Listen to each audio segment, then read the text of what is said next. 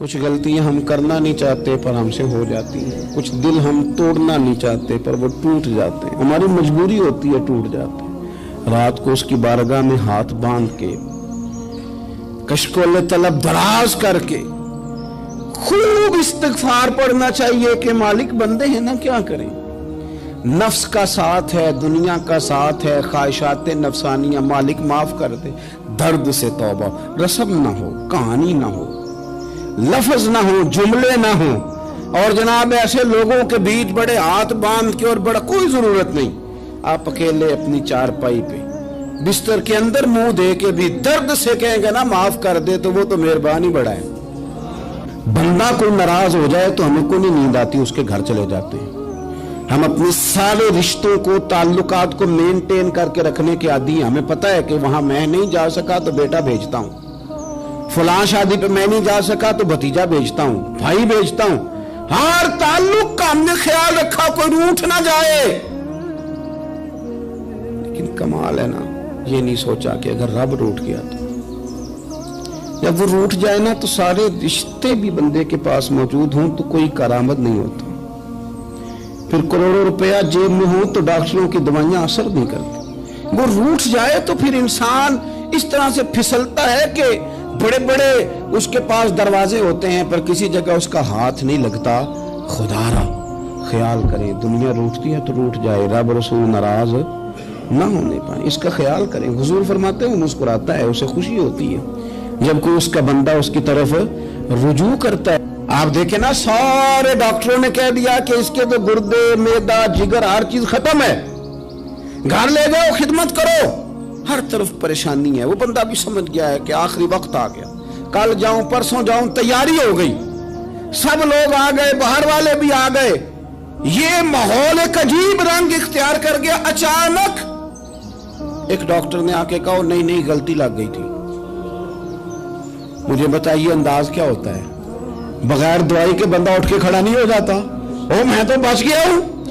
میرے نبی پاک صلی اللہ علیہ وسلم مثال دیتے ہیں، فرمایا ایک آدمی صحرا میں جا رہا، صحابہ سے حضور خطاب کر رہے ہیں، فرمایا ایک آدمی صحرا میں جا رہا تھا، اس نے اپنی اونٹنی پہ کھانا، پانی، پیسے، ہر چیز رکھی ہوئی تھی، صحرا تھا بہت بڑا، درمیان صحرا کے گیا تو تھوڑا سا سستانے کے لیے، آرام کرنے کے لیے اونٹنی سے نیچے اترا۔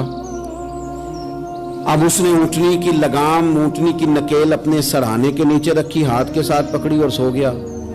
تھوڑی ہی دیر کے بعد جب اس کی آنکھ کھلی تو دیکھا اونٹنی غائب ہے۔ صحرا میں وہ پیدل نہ آگے جا سکتا ہے، نہ پیچھے جا سکتا ہے، نہ دائیں نہ بائیں، کھانے کو روٹی نہیں، پینے کو پانی کا قطرہ نہیں، تھوڑا ادھر بھاگا ادھر بھاگا، تھک گیا۔ کریم محبوب فرماتے ہیں وہ پوری طرح نڈھال ہو گیا اور مایوس ہو گیا، معاذ اللہ، مایوس ہو کے دوبارہ اسی جگہ آ کے لیٹ گیا جہاں پہلے لیٹا تھا، انتظار کرنے لگا کہ اب موت ہی آئے گی، آخری وقت ہے، اب نہ میں پیدل یہ صحرا کراس کر سکتا ہوں، نہ پیچھے جا سکتا ہوں، نہ کھانا ہے نہ پانی ہے، سوائے موت کے کوئی سہارا نہیں۔ حضور فرماتے ہیں وہ رستے میں دوبارہ لیٹ گیا، اچانک اس نے رخ بدلا تو اونٹنی سامنے کھڑی تھی۔ حضور نے صحابہ سے پوچھا بتاؤ نا اسے بھلا کتنی کو خوشی ہوگی؟ یا رسول اللہ جی سے نئی زندگی مل گئی ہے۔ نبی پاک صلی اللہ علیہ وسلم فرمانے لگے اس کی اونٹنی مل گئی، بتاؤ بھلا اسے کتنی خوشی ہوگی؟ یا رسول اللہ وہ تو دوبارہ دنیا میں آ گیا۔ حضور فرمانے لگے اسے کچھ بھی خوشی نہیں ہوئی۔ جب کوئی رب کا گناہگار بندہ آ کے توبہ کرتا ہے، رب کو اس سے کئی گنا زیادہ خوشی ہوتی ہے۔ میرا بندہ آ گیا ہے، میرا بندہ آ گیا ہے، میرے گھر آ گیا، اس نے آنسو بہائے ہیں، اس نے کہا اللہ میں تیرا ہی ہوں، تیرا ہی رزق کھاتا ہوں، تیری ہی زمین پہ رہتا ہوں، تیرے نام سے میری سانسیں چلتی ہیں۔ وہ آ گیا۔ فرمایا اس اونٹنی والے سے زیادہ رب کو خوشی ہوتی ہے جب گناہگار آ کے توبہ کرتے ہیں۔ گناہگاروں کے آنسو اس کی بارگاہ میں بڑے مقبول ہیں، لیکن ہم رسم ادا کرتے ہیں، توبہ نہیں کرتے، ہم اپنے آپ کے ساتھ دھوکہ کرتے ہیں، جھوٹ بولتے ہیں، ہم نہ گناہگاروں پر بھی فتویٰ دینے میں جلدی کرتے ہیں اور نیکی پر بشارت دینے میں بھی جلدی کرتے ہیں، حالانکہ یہ ہماری ذمہ داری نہیں۔ پتہ نہیں اللہ تعالیٰ کس کو کب توفیق توبہ دے کے اپنے قریب کر لے، لیکن بڑی جلدی ہے، بڑی جلدی فتویٰ دینے میں۔ اور یہ فتویٰ صرف مفتیوں کا نہیں رہ گیا، یہ میری طرح کے، آپ کی طرح کے ڈھیروں میں ہوگا جنہوں نے جیب میں فتوے ڈالے ہوئے۔ भाई आपने क्यों जिम्मेदारी ले ली है जन्नत में दाखिल करने की और निकालने की, ये तो मेरे रब करीम का करम है, वो जिसको चाहे जब चाहे जितना चाहे अता करे।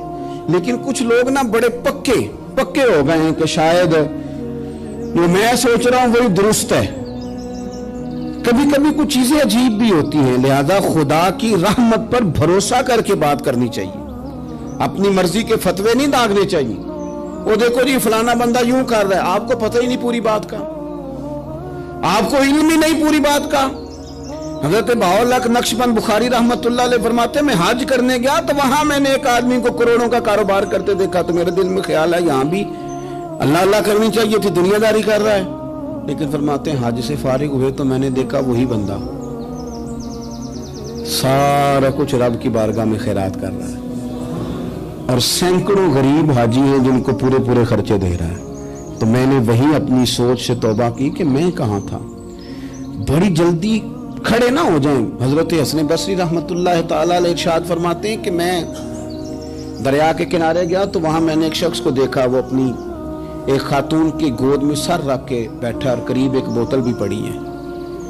मेरे दिल में माज़ अल्लाह ख्याल आया कि देखो किस अंदाज में एक औरत के साथ ये है और पास बोतल भी पड़ी है, जाने शराब है। कहते मैं सोच ही रहा था कि अचानक की कश्ती आ रही थी दरिया में, वो हिचको लेखा है, कश्ती में 4-5 लोग थे, वो दरिया में डूबने लगे।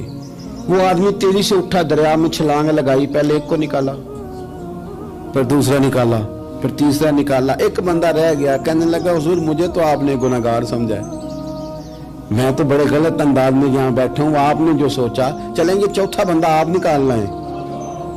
करे ना ये काम, करे ना ये काम, बड़े भोले भाले बड़े अल्लाह वाले, रियाज आपको बस हम ही जानते हैं, इतनी जल्दी फतवा।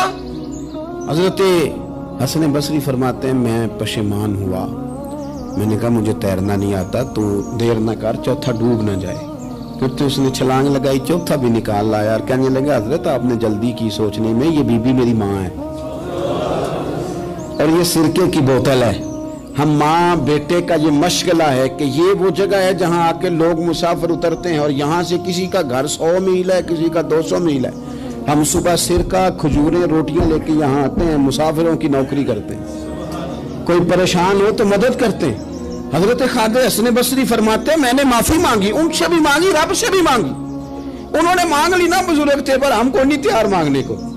हम हर वक्त बदगुमानियां, वो फलाना फलाने जुर्म करता था, मैं उसे अब कैसे नेक मान लूं। भाई अब वो नमाजी है, खुदा के घर आता जाता है, अब अल्लाह की बारगाह में हाजिर होता है। जब रब ने माफ कर दिया तू भी सोच बदल जा। सुने हुजूर क्या फरमाते हैं, नबी पाक साहिब वलाक सल्लल्लाहु ताला अलैहि वसल्लम फरमाते हैं, मुस्नद इमाम अहमद बिन हंबल देखिए, फरमाया रब उस वक्त बड़ा ही मुस्कुराएगा जब कातिल भी जन्नत में जाएगा, मकतूल भी जन्नत में जाएगा। या रसूलल्लाह मकतूल तो गया, ये कातिल कैसे चला गया? हुजूर फरमाते हैं जाएगा, और जाएगा और रब मुस्कुराएगा जो उसकी शान के लायक है। या रसूलल्लाह किस तरह? तो नबी पाक सल्लल्लाहु अलैहि वसल्लम फरमाने लगे इसने एक मोमिन को कत्ल किया था, वो शहीद होकर जन्नत में चला गया। अब अल्लाह ने बाद में इसे तौबा की तौफीक दे दी। पहले इसने कलमा पढ़ा, फिर ये मैदान में उतरा, काफिरों से लड़ा, ये शहीद हुआ, रब ने इसे भी जन्नत दे दी। कातिल भी जन्नत में, मकतूल भी जन्नत में। और बात इतनी अनोखी है कि रब देख के मुस्कुरा रहा है जो उसकी शान के लायक है। हम जल्दी में हैं, हम इंतजार नहीं कर रहे कि शायद तौबा कर जाए, हम इंतजार नहीं कर रहे। लेकिन मेरे अजीज इतनी जल्दी न करें। सोचों का साफ होना, ज़हनों का पाक होना और लोगों के बारे में गुमान का अच्छा होना। आप किसी नफ्सियात के डॉक्टर के पास चले जाएं, उसे कहें टेंशन बढ़ी है, मैं उनके मज़ामीन पढ़ता रहता हूं, वो सबसे पहला सबक आपको ये पढ़ाएंगे कि अच्छा सोचा करें। अच्छा सोचने से बंदा तंदुरुस्त रहता है। किससे बंदा तंदुरुस्त रहता है? हाँ जी, वाकई। यानी इस वाले पड़ोसी के बारे में भी अच्छा सोचना है घर में, इस वाले के बारे में भी, छोटे भाई के बारे में भी अच्छा सोचना है और बड़े के बारे में भी अच्छा ही सोचना है। यानी अपनी बरादरी कबीले के बारे में भी अच्छा सोचें, जो कबीले का नहीं उसके बारे में भी चलें, थोड़ा सा अच्छा सोच लें। अपने बारे में तो अच्छा सोचा है, बड़ा میں کہتا ہوں کہ ہم اپنی غلطیوں سمیت اپنے آپ سے بڑا پیار کرتے ہیں، اور دوسرے کی ایک غلطی نظر آ جائے تو ہمیں گھینانے لگ جاتی ہے۔ آپ جلدی نہ کریں، مالک نے موقع دیا ہے بندوں کو، نہ وہ کسی کا رزق چھین رہا ہے، نہ سانسیں چھین رہا ہے، وہ اپنی زمین پہ چلنے بھی دے رہا ہے، رہنے بھی دے رہا ہے۔ تو جب اس نے موقع دیا ہے آپ بھی تھوڑا موقع دیں، اللہ بڑا کریم ہے، دروازے کھولے گا، اس کے بندے اس کی بارگاہ تک پہنچیں گے۔ بدگمانیاں اور پھر بدگمانیوں کا عروج، اور اس لیول تک جا کے بات کر دینا کا جہاں سے خوف آئے کہ یار یہ بات نہیں کرنی چاہیے۔ کچھ لوگوں نے نا پکا ذہن بنا لیا یہ کہنے کا کہ ہاتھ بڑا تنگ ہے، پکا۔ آپ جس وقت پوچھ لیں ان کا ہاتھ اور بڑا ہی زیادہ تنگ ہے۔ آپ یقین کریں، بہن کا جو خامند ہے وہ کہہ رہا ہے جا حصہ لے کے آ، تیرے بھائیوں کی کمائی تو نہیں، تیرے ابا کی ہے، لے کے آ۔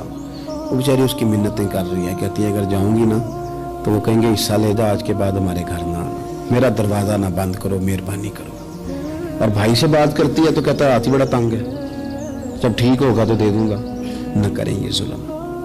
ہمارے اپنے تڑپتے رہتے ہیں اور ہماری دولتیں اندر پڑی رہتی ہیں، ہمارے اپنی چھوٹی چھوٹی ضروریات کے لیے پریشان ہوتے ہیں، لیکن ہم بڑے بڑے بہانے ہیں ہمارے پاس، کہتے ہیں یہ نکما ہے، یہ نکھٹو ہے، یہ کام نہیں کرتا، اس میں فلانا ہے، بے فلانا ہے، بلے میں نے نہیں ساتھ چلنا۔ اظہار جب آپ کے اندر پیدا ہوتا ہے نا، اظہار جب کسی کے لیے آپ حساس ہوتے ہیں تو آپ کو بھی سرور حاصل ہوتا ہے۔ نہ کریں یہ کام کہ آپ کو اللہ نے وسعت دی اور ہر وقت آپ ہاتھ تانگ ہونے کا رونا رو رہے ہیں، ہر وقت آپ یہ کہہ رہے ہیں میں بڑی آزمائش میں ہوں، جب خدا نے آپ پہ نہیں ڈالی تو اتنے جھوٹ بولنا صرف اس لیے کہ میرے پیسے بچ جائیں، صرف اس لیے کہانی سنانا کہ حالات میرے بڑے خراب ہیں کہ کوئی بندہ میرے سے کوئی تھوڑا بہت قرض نہ مانگ لے۔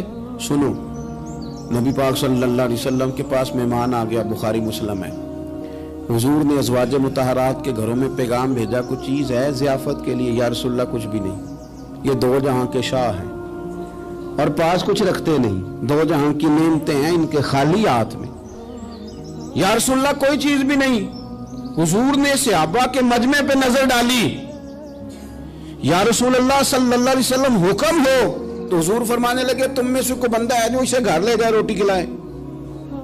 ایک صحابی اٹھے فوراً، حضور میں لے کے جاتا ہوں کھانا کھلاتا ہوں۔ فرماتے ہیں میرے گھر میں صرف بچوں کا کھانا تھا، یہ نہیں کہ فریزر بھرا ہوا ہے نعمتوں سے، صرف بچوں کا کھانا، یہ نہیں کہ کسی کو دیکھ کے اپنی ہنڈیا پہ برتن دے لیا، صرف بچوں کا کھانا۔ کہتے ہیں گھر گیا، بیوی سے کہا کیا کیفیت ہے؟ کہنے لگی بچوں کی روٹی ہے۔ میں نے کہا بچے سلا دے، صبح ناشتہ کر لیں گے۔ تو کہنے لگی آپ کیا کھائیں گے؟ تو میں نے کہا نہ میں کھاؤں گا نہ تم کھائے گی، مہمان جو نبی پاک کا ہے۔ کہا اچھا، اب ذرا تجویز دیکھو میاں بیوی کی سوجھی آپس میں۔ کہتے ہیں کھانا لگا دینا، کیونکہ ایک آدھ بندے کا کھانا ہے۔ اپنی غربتوں کا ہر جگہ اظہار کرنا، رونا رونا، یہ دیکھو غربت کیسے چھپائی جا رہی۔ اس کو کہا نہیں کہ چل تو تھوڑا رحم کھا، تو آیا ہے تو تھوڑا رحم کھا، یہ نہیں کہا اٹھ کے نا تو کھانا رکھنا اور اٹھ کے نا چراغ ٹھیک کرنے کے بہانے بجھا دینا۔ ہم دنیا والوں کے سامنے کیوں اپنے دکھ بیان کریں؟ ہم جو کہیں گے رب رسول کی بارگاہ میں کہیں گے۔ تو نا چراغ ٹھیک کرنے کے بہانے، اہلیہ اٹھی کھانا دینے کے بعد چراغ ٹھیک کرنے کے بہانے بجھا دیا۔ خامد بھی ہاتھ چلاتے رہے، بیوی کبھی برتن رکھتی کبھی اٹھاتی، پتہ چلے کہ کھانا کھا رہے ہیں، کھانا کھایا جا رہا ہے۔ کہتے ہیں مہمان پیٹ بھر کے کھانا کھا گیا۔ یہ کام ہوا رات کے اندھیرے میں، اس وقت ہوا جب چراغ بھی بند تھا، اس وقت ہوا جب کوئی دیکھنے والا نہیں تھا، کسی پڑوسی کو بھی خبر نہیں تھی۔ فرماتے ہیں صبح کے اجالے میں اس مہمان کو لے کے مسجد نبوی میں نے قدم رکھا تو نبی کریم نے فرمایا رات جو تم نے کام کیا ہے نا اسے دیکھ کے میرا رب بڑا مسکرایا ہے، اللہ بڑا مسکرایا ہے۔ اللہ تر دامنی پہ شیخ ہماری نہ جائیے، ہم دامن نہ چھوڑ دیں تو فرشتے وضو کریں۔ یہ شان ہے صحابہ کی۔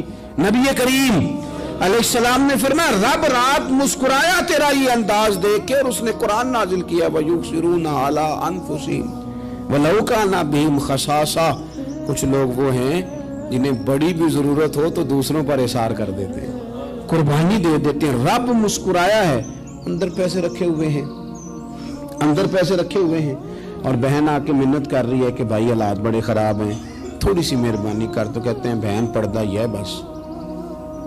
कैसे बताऊं तुझे हालात, तुझे क्या बताऊं काम कितनी मुश्किल से चलता है, ये पर्दा ही है बस। बहरहाल अगर तूने कहा है ना 50,000 तो मैं ज्यादा नहीं, कोई 20 को दे दूंगा तुझे, वो भी खासी नेकी करके, वो भी बता सिखा के। रात अम्मा पे लहदा से शान चढ़ाऊंगा, अब्बा पे लहदा से चढ़ाऊंगा कि तुम्हारी बेटी के साथ ताबन कर, सारे इलाके को वैसे ही बताऊंगा। अब वो गरीबनी बेचारी 20,000 लेके घर गई है, फिर सिफारिशें कर रही है कि मेहरबानी करो। मैंने ऐसे भी देखे हैं जो पहले बीवी को पकड़ाते हैं, तू दे, इसलिए कि फिर वजीर आजम तो डंडा निकाल लेगा तो बड़ा मुश्किल हो जाएगा फिर घर में रहना, लिहाजा वो ये तू आगे लग। ये क्या लहजा है आपका, ये तो किसी को भी दे तो छुपा के देने का हुक्म है, किसी को भी दे तो हमें हुक्म ये है कि सीधे हाथ से देना है, उल्टे को खबर। और ये जो बिल्कुल ही अपने हैं उन पर तो पर्दा पोशी आपके लिए वैसे ही जरूरत थी। मेरे अजीज, रब मुस्कुराता है। मेरे नबी पाक अलैहिस्सलाम ने ये आमाल हमें बताए जिन पर अल्लाह मुस्कुराता है, खुश होता है। और बाज लोगों को हुजूर ने नॉमिनेट किया। हजरत साद बिन मुआज रदी अल्लाह ताला अन्हु अजीम सहाबी थे। ये वो खूबसूरत सहाबियां जिनके जनाजे को कंधा मेरे नबी पाक ने अता फरमाया, हुजूर ने कंधा अता फरमाया। कमाल हो गई, निर्ख बाज़ारे मोहब्बत का अनोखा ही हो गया, खुद खरीदारों में शामिल आके मौला हो गया। हुजूर ने कंधा दिया। हज़रत साद बिन मुआज़ रज़ी अल्लाह तआला अन्हु का जब जनाजा उठा, उनकी वालदा रो पड़ी, बड़े दर्द से रोई। माँ थी ना, उनकी आवाज़ जब हुजूर तक गई तो नबी पाक ने फरमाया आंसुओं को रोक ले, आवाज़ को कम कर ले, तेरे बेटे की तो जब रूह परवाज हुई है तो रब मुस्कुराया है। जिसके आने पे रब राजी हो, मुस्कुरा दे जो उसकी शान के लायक है। ये तो वो लोग हैं कि जिनके जाने पर ना रब, वो किसी ने कहा था कि मेरे मरने पे हर सू शोर मच जाएगा, देखोगे मेरे मरने पे हर सू शोर, तो पता चल जाएगा जब हम जाएंगे, मेरे मरने पे हर सू शोर मच जाएगा देखोगे, और कहने अलविदा सरकार खुद तशरीफ लाएंगे। और दरवेश कहने लगे बाद मरन दे मुखड़ा मेरा हो जावे जे ताजा, फिर समझ लेना महबूब मेरे ने आन पड़े है जनाजा। और आशिक का जनाजा है, जरा धूम से निकले और महबूब की गलियों से जरा घूम के निकले। फरमाया कि इनके तो जाने पे रब करीम। और हुजूर ने एक दुआ भी दी। हजरत अबू तलहा, हजरत तलहा रदी अल्लाह तआला अन्हु सहाबी थे, उनका विसाल हो गया तो हुजूर ने दुआ भी दी।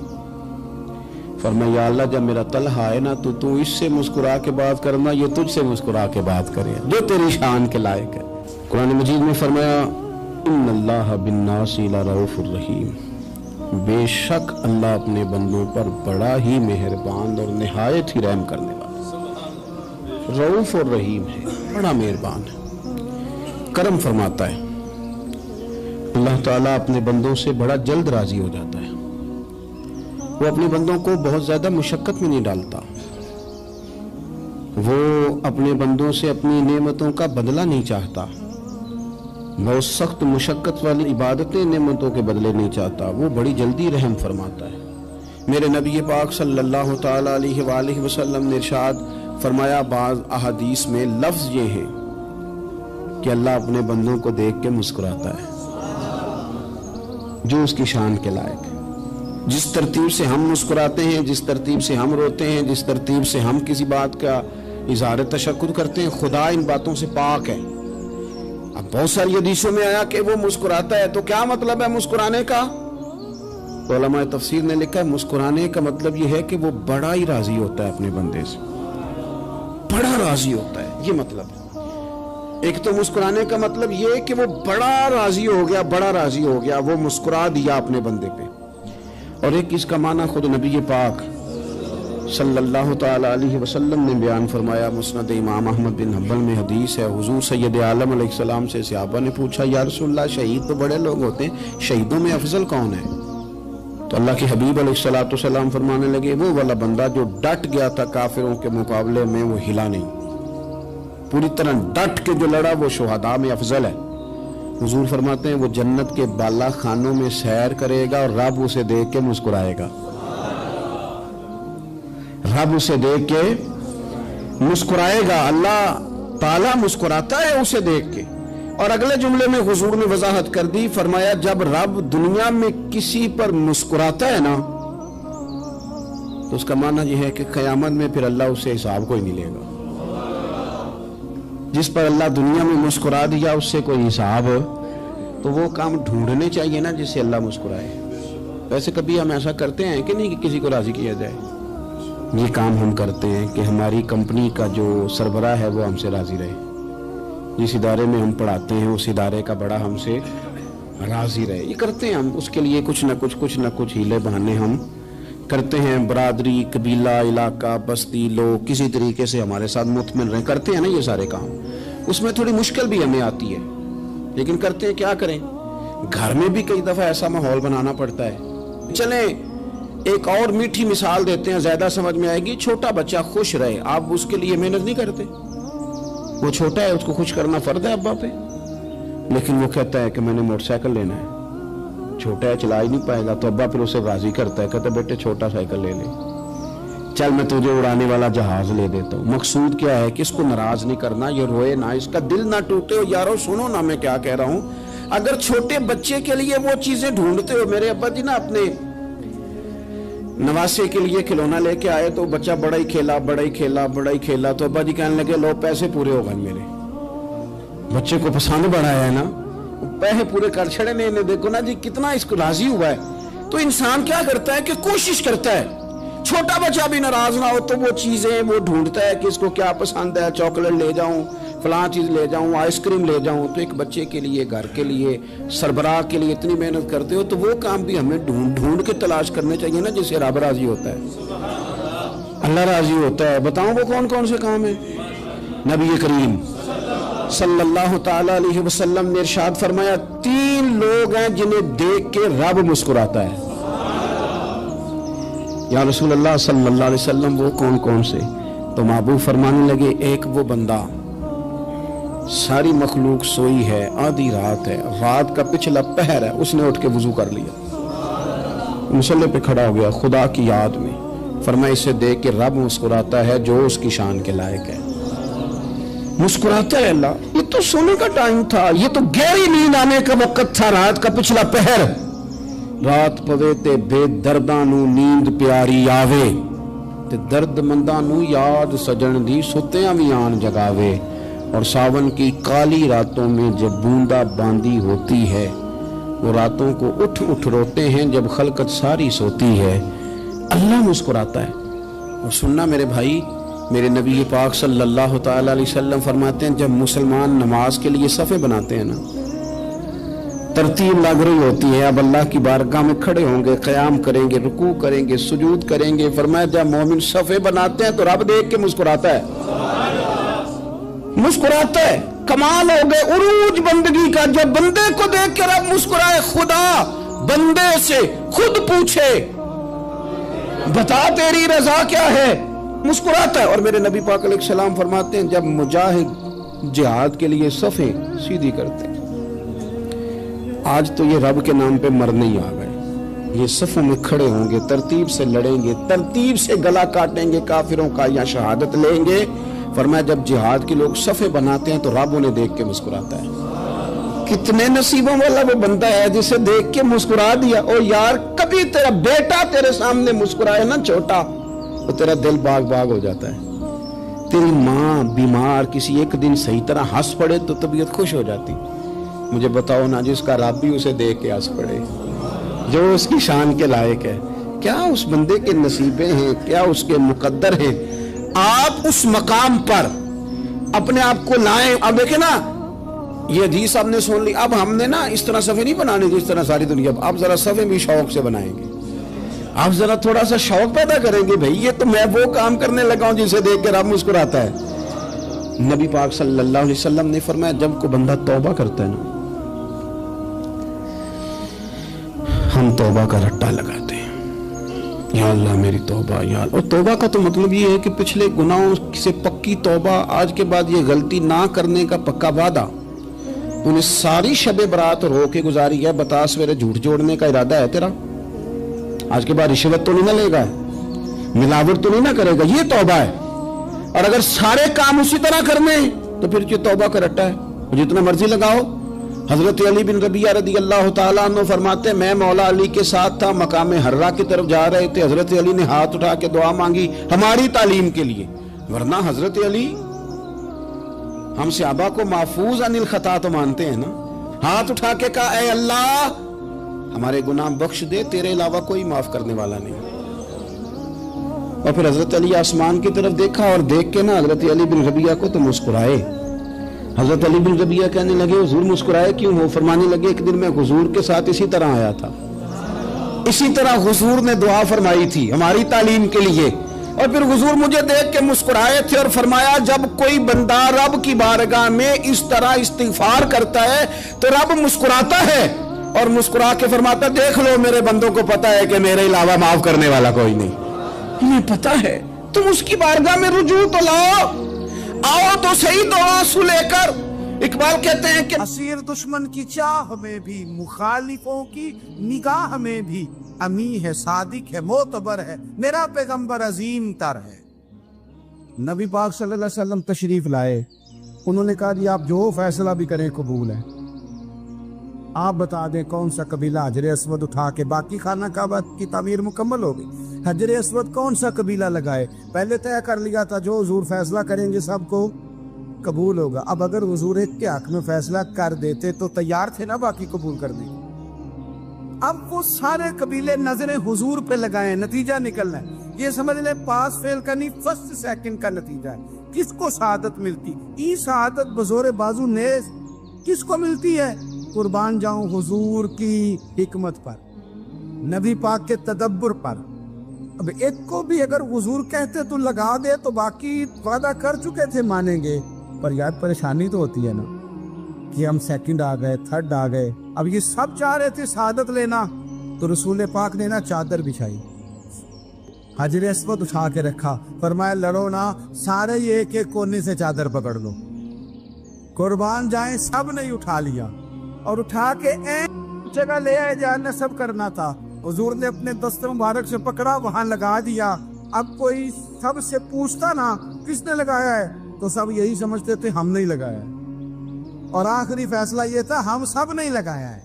یہ حکمت ہے رسول پاک کی. تیرے آگے ہے یوں دبے لچے فصحا عرب کے بڑے بڑے, کوئی جان منہ میں زبان نہیں بلکہ جسم میں جان نہیں.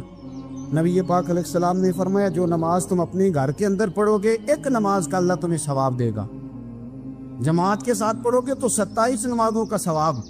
لیکن فرمایا وہی نماز اگر تم میری مسجد نبوی میں آ کے پڑھو گے تو اللہ 50,000 نمازوں کا ثواب عطا کرے گا. 50,000 نمازوں کا. اور مدینے والے حبیب فرمانے لگے وہی نماز اگر تم نے بیت اللہ میں آ کے پڑھی تو نماز ایک ہوگی, لیکن رب تمہیں 1,00,000 نماز کا ثواب عطا فرمائے. اب یہ فضیلت حضور نے بیان کی. فضیلت دیکھیں, اللہ تعالیٰ کی رحمتیں ہر جگہ برستی. یہاں کب برسیں گی ہمیں کوئی پتہ نہیں. تقریر کے وقت, خطبے کے وقت, نماز کے وقت, دعا کب برسیں گی نہیں پتہ. لیکن خانہ کعبہ کا جو معاملہ ہے اور وہاں جو رحمت کا معاملہ ہے, ملا رومی فرماتے ہیں کہ خدا کی رحمت اگر تجھے اتنی مل جائے نا قطرے کے برابر بھی, تو سمجھ لے تیری دنیا بھی بن گئی اور تیری آخرت بھی بن گئی. اب میرے نبی پاک علیہ السلام کی حدیث سنیں. حضور فرماتے ہیں روزانہ بیت اللہ شریف پر اللہ کی 120 رحمتوں کا نزول ہوتا ہے. یا رسول اللہ کس وقت ہوتا ہے؟ فجر کے وقت, زور کے وقت, عصر کے وقت, طواف کے وقت, نماز کے وقت. کب؟ تو حضور نے طے کر کے بتایا. فرمایا 120 رحمتیں اللہ خانہ کعبہ پہ نازل فرماتے ہیں. یا رسول اللہ کب؟ فرمایا 60 رحمتیں تو ان پہ برستی ہیں جو بیت اللہ کا طواف کرتے, اور فرمایا 40 رحمتیں اس پر برستی ہیں جو حرم شریف میں نماز پڑھتا ہے. اور حضور فرماتے ہیں کچھ بھی نہ کرے بس بیٹھ کے کعبے کی زیارت ہی کرتا رہے, 20 رحمتیں تو اللہ اسے بھی عطا فرما دے. کتنی مقدس جگہ ہے. وہاں جانے کا ذوق, وہاں جانے کی تڑپ, وہاں جانے کا شوق. ان لوگوں سے تھوڑا سا شکوہ ہے جو کہتے ہیں جی میں نے جی بڑی راج راج کے زیارت کر لی ہے, بس راج گئے, ختم ہو گئی بات. سنو, نبی پاک علیہ السلام نے 53 سال حیات ظاہرہ کے وہاں گزارے. 53 سال. لیکن جناب صدیق اکبر رضی اللہ تعالیٰ عنہ فرماتے ہیں قربان جاؤں جس رات میرے کریم محبوب علیہ السلام ہجرت کی رات مکہ مکرمہ سے نکل رہے تھے تو حضور پلٹ پلٹ کے بیت اللہ کو دیکھتے، حضور پلٹ پلٹ کے دیکھتے تھے، اور پھر میرے محبوب کریم علیہ السلام نے پلٹ کے کعبے کی طرف دیکھ کے فرمایا بیت اللہ تو مجھے بڑا ہی پیارا ہے، تو مجھے بڑا ہی پیارا ہے، اے شہر مکہ تو مجھے بڑا ہی پیارا ہے۔ فرمایا اگر میری قوم مجھے پریشان نہ کرتی میں تجھے کبھی چھوڑ کے نہ جاتا۔ 53 سال رہنے کے باوجود بھی حضور کا بیت اللہ سے پیار، نبی پاک کی اس شہر کے ساتھ وابستگی، وہ دلچسپی، وہ ذوق، وہ شوق، وہ کیفیات کیوں مان پڑتے جا رہے ہیں ہمارے جذبے؟ ہمارے سیاست کی باتیں روز ہونے لگی ہیں، بحثوں کی باتیں روز ہوتی، لیکن اپنا عشق مضبوط کرنے کی بات، آپ یقین کریں یہ جو عشق ہوتا ہے یہ بندے کو آزاد کر دیتا ہے، یہ بندے کو عشق آزاد کر دیتا ہے۔ اعلیٰ حضرت فرماتے ہیں اے عشق تیرے صدقے جلنے سے چھٹے سستے، جو آگ بجھا دے گی وہ آگ لگائی ہے۔ اور علامہ اقبال کہنے لگے اقبال سمجھاتے ہیں، وہ کہتے ہیں بجھی عشق کی آگ اندھیر ہے، اب مسلمان نہیں اب خاک کا ڈھیر ہے۔ کہتے ہیں بغیر عشق کے نا کوئی کام بھی، نماز بھی بغیر عشق کے پڑھی جاتی ہے تو کوئی مزہ ہی نہیں دیتی، بندے کہتے ہیں دل ہی نہیں لگتا، پیری مریدی ہے بغیر عشق کے ایسی رسم ہی ہے، ٹھیک ہے گزارا چل رہا ہے، قرآن شریف کی تلاوت ہے تو بغیر عشق کے کیسے کیفیات چلیں گی؟ اللہ رسول کے ساتھ پیار ہے تو کوئی دلچسپی نہیں، کوئی شوق نہیں، کوئی کیفیت۔ آپ یقین کریں کچھ بندوں پہ بندے کو تڑپ آ جاتی ہے، شوق آ جاتا ہے، یار یہ اس کو کیسے نکال لیں، یہ کس طرح کا پیار کرتے ہیں، آ کے بیٹھا رہتا ہے، چپ کر کے بیٹھا رہتا ہے، کہتا ہے جی کوئی کام نہیں بس 10 منٹ ملنا ہے، بندے کو اس بندے پر ویسے ہی پیار آ جاتا ہے۔ کچھ ایسے سنگی ہوتے ہیں جو آستانوں پہ 10 چکر لگا کے آتے ہیں، شکوہ نہیں کرتے کہ میں 100 دفعہ بھی آیا ہوں فلانے حضرت ملے نہیں، وہ وارفتگی ہے، وہ شوق ہے ہمارا۔ جب تک اللہ رسول کے ساتھ رشتہ عشق کا تھا، پیار کا تھا، ذوق کا تھا، درد کا تھا، خلوص کا تھا، آپ یقین کریں طبیعتیں جمی ہوئی تھی۔ نبی پاک نے نا ہمیں تکلیف میں رہ کے پیار کرنے کا درس دیا۔ بخاری مسلم میں حدیث ہے، حضور اپنے مدینے کی شان بیان کرنے لگے، حضور فرمانے لگے، محبوب فرماتے ہیں یمن فتح ہوگا تو وہاں کھیت اچھے ہوں گے، کھلیان اچھے ہوں گے، کاروبار اچھے ہوں گے، تو کچھ لوگ مدینے والے وہاں جا کے رہنے لگ جائیں گے، آباد ہو جائیں گے، لیکن حضور فرماتے ہیں المدینہ تو خیر لہم لو کانوا یعلمون۔ بات کو سمجھنا، فرمایا کہ وہاں کھیت کھلیان اچھے ہیں، ان کا کاروبار وہاں زیادہ چلے گا، لیکن رسول کریم نے فرمایا مدینہ ہی ان کے لیے بہتر تھا، کاش وہ اس بات کو جان لیتے۔ فرمایا پھر عراق فتح ہوگا تو وہاں بھی کچھ لوگ چلے جائیں گے، کاروبار ان کا اچھا چل جائے گا، وہاں رہنے لگیں گے، لیکن فرمایا المدینہ تو خیر لہم لو کانوا یعلمون، فرمایا مدینہ ہی ان کے لیے بہتر تھا، کاش وہ سمجھ لیتے۔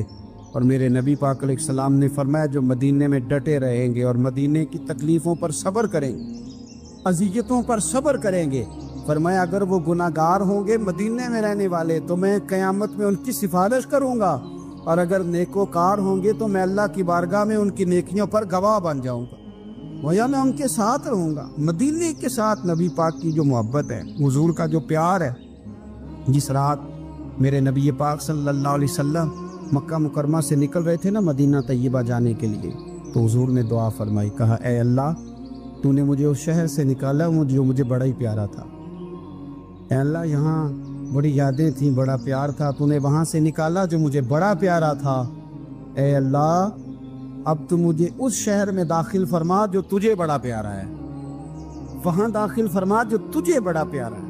مدینہ طیبہ کے لیے نبی پاک نے دعا فرمائی، کہا اے اللہ تیرے نبی ابراہیم علیہ السلام نے مکے کے لیے دعا کی تھی، میں مدینے کے لیے دعا کر، اللہ مدینے میں دگنی برکت عطا فرما۔ اللہ کے محبوب علیہ السلام کی خاص دلچسپیاں مدینہ طیبہ کے ساتھ، مدینے والوں نے نہ حکمرانی نہیں کی، تو حضور نے پہلے کہہ دیا تھا خلیفہ قریش میں سے ہوگا، لیکن حکمرانی نہیں کی، غلامی کی۔ مدینے والوں نے نبی پاک کے دروازے کی گدائی کی، مدینے والے ہر میدان میں حضور کے سامنے کھڑے ہوئے دشمن کے مقابلے میں، مدینے والوں نے پیار کیا، اس لیے میرے نبی پاک علیہ الصلوۃ والسلام نے فرمایا اگر لوگوں کے دو گروہ ہو گئے، دو لائنوں میں لوگ چلنے لگے، ایک لائن ادھر چل رہی ہے ایک ادھر چل رہی ہے، تو حضور فرماتے ہیں میں تو اس لائن میں چلوں گا، اس قطار میں چلوں گا جس میں مدینے کے لوگ چل رہے ہوں۔ انصار مدینہ کے ساتھ حضور کا پیار، اس شہر کے ساتھ حضور کی دلچسپیاں، پیار دیکھیں نا، بندہ جب اپنے گھر واپس لوٹ کے آتا ہے تو شوق ہوتا ہے ذرا جلدی سے نا گھر پہنچ جاؤں، ذرا تھوڑا جلدی چلا جاؤں۔ کئی سفر سے آئے، صحابہ فرماتے ہیں کہ جب نبی پاک کسی جنگ سے، جہاد سے، سفر سے لوٹتے، مدینے کی عمارتیں نظر آتی تو گھوڑا تیز کر لیتے،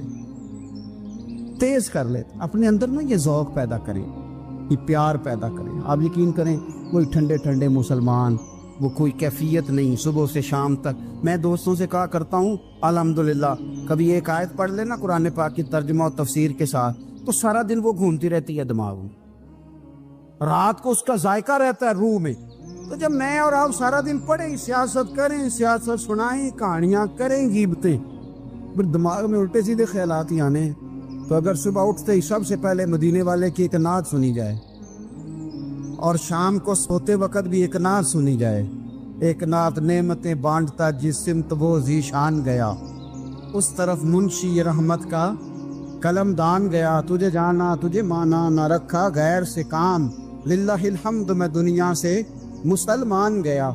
تو اگر یہ ذوق بنا لیا جائے تو انشاءاللہ رات کو بھی آپ کو نا مدینہ ہی نظر آئے گا، انشاءاللہ خواب میں بھی آپ ٹکٹنگ کرا رہے ہوں، آپ ویزا ہی لگوا رہے ہوں گے، لیکن شرط یہ ہے کہ وہ کیفیت ہو، وہ پریم ہو، وہ پیار ہو۔ مدینے والوں نے بڑی غلامی کی، کبھی کوئی شکوہ نہیں کیا، ویسے کبھی کبھی اللہ موقع بناتا تھا، کبھی کبھی نا مدینہ شریف میں ایسے ہوتا تھا کبھی کبھار۔ ایک دفعہ نا جب کچھ علاقے فتح ہوئے تو بڑا مال آیا فتح مکہ کے بعد، تو بخاری مسلم میں حدیث ہے، اسلام کے اندر یہ ہوتا ہے کہ جو نیا کلمہ پڑھتا تھا اسے مال غنیمت میں سے زیادہ حصہ دیا جاتا تھا، اس کو کہتے ہیں مؤلفۃ القلوب، تالیف قلب کے لیے۔ تو چونکہ یہ قانون تھا تو نبی پاک صلی اللہ علیہ وسلم نے نا مکے والوں کو ذرا مال تھوڑا زیادہ دیا۔ مدینے میں سے ایک آدھ نوجوان نے کہا کہ حضور نا آپ اپنے رشتہ داروں کی طرف توجہ زیادہ کرنے لگے، یہ بھی محبت کی جنگ ہوتی ہے نا، قربان جائیں۔ حضور سید عالم علیہ السلام تک بات پہنچی اور اسی طرح پہنچی کہ ایک آدھ نوجوان نے بات کی ہے۔ نبی پاک علیہ السلام نے ترکی خیمہ لگوایا، فرمایا مکے والا کوئی نہ آئے، صرف مدینے والے آئیں۔ سارے حضور کے سامنے بیٹھ گئے، ذرا منظر دیکھنا، حضرت ابو ایوب انصاری رضی اللہ تعالیٰ عنہ سے لے کر سارے انصار۔ حضور نے فرمایا بھی میں نے سنا ہے تم میں سے کچھ نے کہا ہے کہ حضور اپنے رشتہ داروں کو زیادہ دینے لگے۔ رو پڑے مدینے والے، یا رسول اللہ وہ تو ایک نوجوان نے غلطی، فرمایا نہیں تم کہہ سکتے ہو کہ یا رسول اللہ صلی اللہ علیہ وسلم مکے والوں نے تو آپ کو تکلیف دی تھی، ہم نے آپ کو ٹھہرایا، تم کہہ سکتے ہو چونکہ تم نے ٹھہرایا تھا۔ مدینے والے رونے لگے کہ یا رسول اللہ ہم کون ہوتے ہیں ٹھہرانے والے، وہ تو آپ آئے، اللہ نے مدینے کو شانیں عطا کر دی۔ میرے محبوب نے فرمایا تم کہو نا کہ یا رسول اللہ مکے والے تو بدر میں تلواریں لے کے آ گئے تھے، ہم تھے جنہوں نے سینے پیش کیے تھے۔ وہ رو رہے ہیں، نہیں حضور ایسا تو نہیں ہے، وہ تو آپ نے مہربانی کی تو بدر میں ہم میں سے کچھ شہید ہو گئے، کچھ غازی بن گئے کی برکت سے۔ حضور نے فرمایا تم کہو کہ احد کے میدان میں انہوں نے پتھر مارے تھے، ہم نے سینہ پیش کیا تھا۔ حضور بھی رونے لگے، مدینے والے بھی رونے لگے۔ نبی کریم نے فرمایا تم کہو کہ جانے ہم نے قربان کی، تم کہو کہ حضور ایک قربانیاں ہم نے دی، کہہ سکتے ہو تم نے دی ہیں، ہمارا حق بنتا ہے کہو۔ اور جب رو رو کے بے حال ہو گئے تو سرکار بھی روئے، کھل کے روئے، پھر آنسو پونچھے اور کریم رسول فرمانے لگے وہ بھولے مدینے والو، کیا تم یہ نہیں پسند کرتے کہ لوگ جب اپنے گھروں میں جائیں تو بھیڑ بکریاں لے کے جائیں، اور جب مدینے والے اپنے گھر جائیں تو اللہ کے رسول کو ساتھ لے کے جائیں؟ تم یہ نہیں پسند کرتے کہ تمہارے ساتھ میں جاؤں؟ یہ نہیں تمہارا شوق؟ دیکھو کسی کے حصے میں کچھ آیا، کسی کے حصے میں کچھ آیا، کسی کے حصے میں کچھ آیا۔ مدینے والے وہ لوگ ہیں جن کے حصے میں اللہ کا پیارا حبیب آیا، تمہیں رسول کریم ملے، تم کتنے خوش بخت ہو، کتنے خوش نصیب ہو۔ تمہیں نبی پاک کا ساتھ ملا؟ حضور ہے، یہ ہے ارض جنت، یہ طیبہ کی زمین ہے، جنت بھی یہیں اور مال کے جنت بھی